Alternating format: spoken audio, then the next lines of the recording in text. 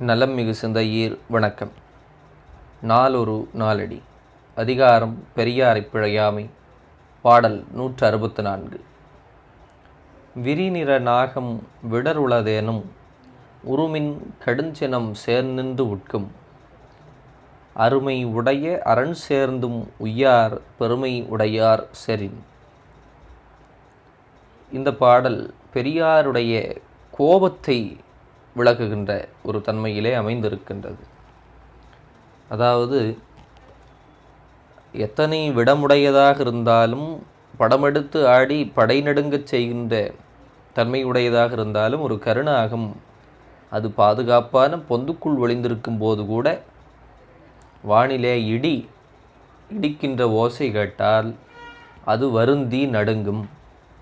இடி ஓசை கேட்ட நாகம் போல என்று அச்சக்குறிப்பிற்கு ஒரு சொல்வார்கள். அப்படி எத்தனை பாதுகாப்பாக குகைக்குள்ளே இருந்தாலும் இடியோசை கேட்டால் அந்த நாகத்துக்கு அச்சம் வரும். அது என்ன செய்வது என்று அறியாமல் திகைத்து போகும். அதைப்போல எவ்வளவு பாதுகாப்பான இடத்திலே போய் ஒளிந்து கொண்டாலும் சான்றோர்களுடைய கோபத்திற்கு ஆளானவர்கள் அந்த கோபத்தின் பிடியிலிருந்து தப்பிக்க முடியாது என்கின்ற செய்தியை இந்த பாடல் நமக்கு விளக்குகின்றது.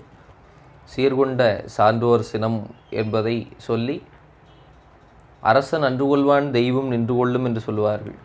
அப்படி சான்றோருடைய சினமும் கூட நமக்கான தண்டனையை வழங்காமல் விடாது என்கின்ற செய்தியை இந்த பாடல் சொல்லுகின்றது. சிந்திப்போம். வாழ்க வளமுடன்.